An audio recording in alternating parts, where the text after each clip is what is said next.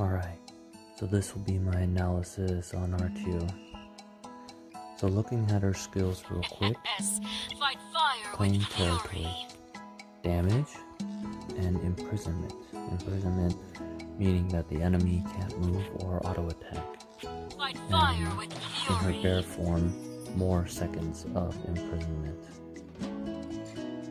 Take victory from War, she increases all of your hero's attack power, and in bear form, reduces enemies' attack power. Conservation. So this is a pretty good passive. When she's above 50% health, 4% of her missing energy will be restored every second. Not her total energy, missing. So she won't be recovering 40 energy per second as it would if it had said total energy.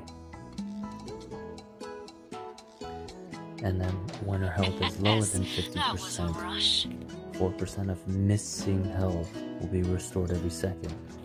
Bear form increases it to 12% of missing health. That's the key part. Missing, not total. So it's not super overpowered regeneration. And then of course her ultimate, where she turns into a bear, recovers 40% of her max health, and then reduces her damage taken. And of course her other skills get adjusted or buffed, as I just said. She also does a claim territory with jumping attack into the dense areas for imprisonment right away in bear form. And then if she's already in bear form and triggers her ultimate, she triggers Iron Mane, which increases defense, and it's a form of attack reflection, reflecting back true damage 5% of the enemy's max health every time she receives damage. So it's just whoever attacks them gets whoever attacks her gets their max health 5% true damage done to them. But if you have multiple heroes attacking them, that's a lot of damage going back and reflecting back to them. Okay. I don't have any equipment on her, but popularity says that the Age of Shield and Earth Runes, which you kind of expected. She's a tank, a really good one at that. So Age of Shield and Earth Runes are expected. I will say this though, if you are using her for a boss, like the Verdian War Dragon or any event boss, of course her main role is going to be in buffing the team's attack power. So you want to do that as often as possible with her.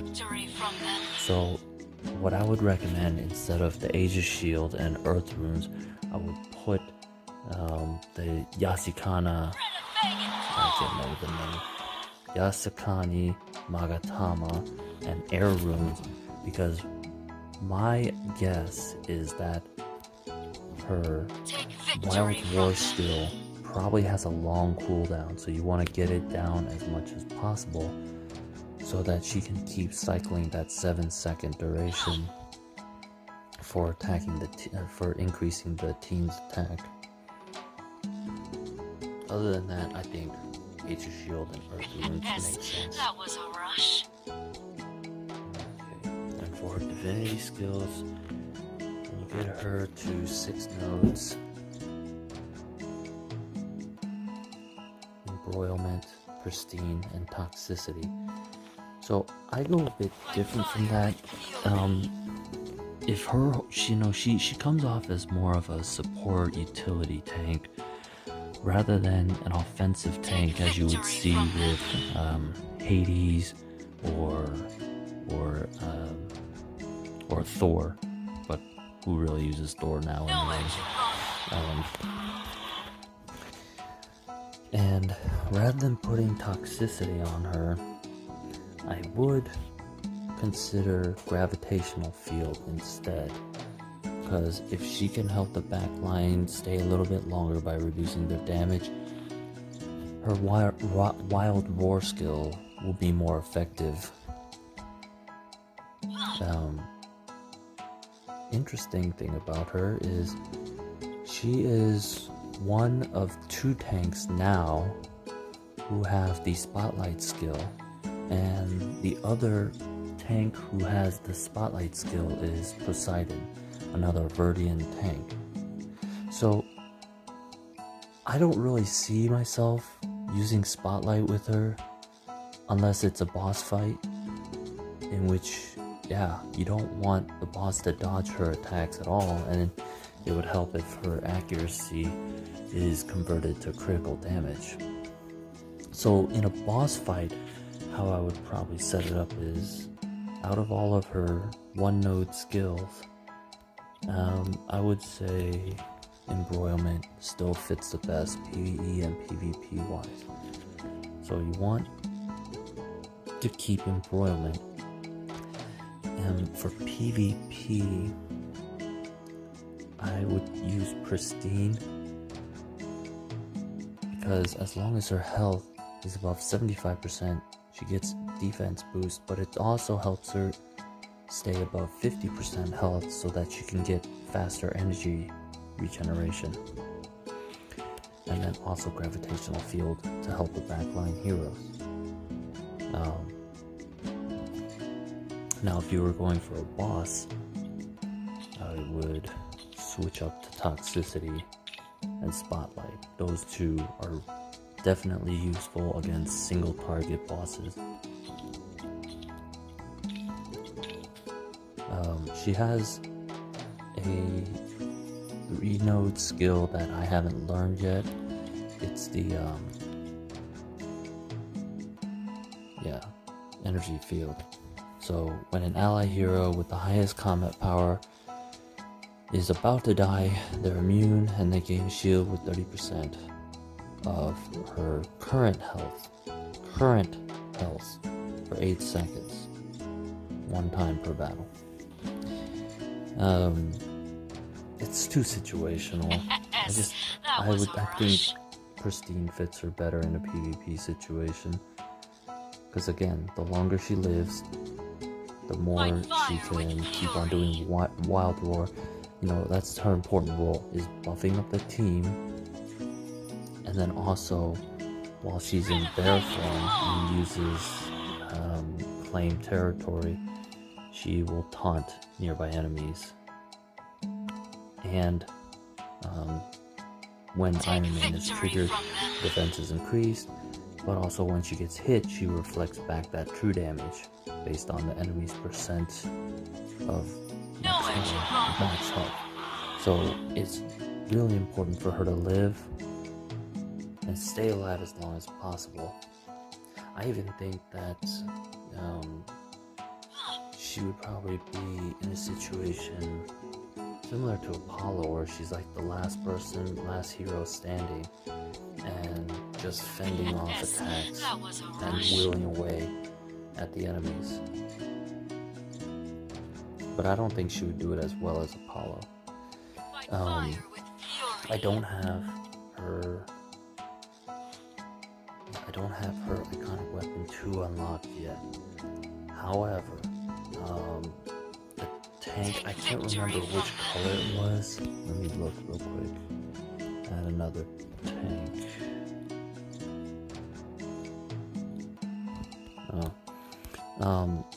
It's whatever. But whatever the color is that increases, I know it's the same for all tank heroes. They have the same color, same effects. Whichever color it is that increases magical resistance, I would aim for 8 nodes in that, because she already receives magical resistance boosts from the Chimera Beast Soul Seals. So adding on top of that makes sense, so that she would become almost, negligible in terms of damage from magic heroes, which is important right now because the current meta has Amaterasu and Morgan, both magical damage heroes. Take victory from them. And speaking of the meta, I can see her fitting into it. She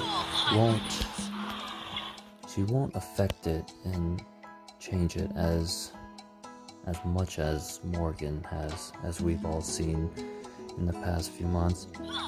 However, for Artio, I think she would fit in well, adding into that current meta lineup.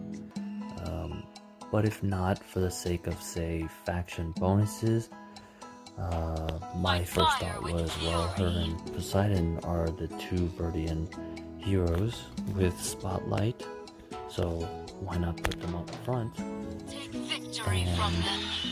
maybe have a Flora in the back line, because Flora also has Spotlight, and Flora's ultimate does AoE damage when enemy heroes are close together. I'm talking about Artio and Poseidon both have ultimates that force enemy heroes to bunch up together, which would make Flora's ultimate much more better. That was a rush. So, I could see a team of almost all Spotlight users, say Artio, Poseidon, Flora, Oberon, Take victory from them. like a healer, Nagakanya or Idun, and you would have an entire Spotlight team that would counter a dodge team, say made of Lucifer, Marduk, and Loki. I know dodge teams aren't as powerful as they used to be now, especially because we have Odin and we have our new meta here, but I do see people still use them as backup teams in Championship Arena. So just a suggestion, Artio could fit into that sort of counter dodge team. But we'll see where she goes later on down the line. Just give it 2 to 3 more months for other high-end, high-tier, endgame players to fully develop Artio and see how they'll play with her in their teams. So that's all I've got for her analysis so far. I hope I've given some ideas as to what you can do with her in the future. And let me know if you have any suggestions for how she would change the meta or any team formations that she could fit into. That was a rush.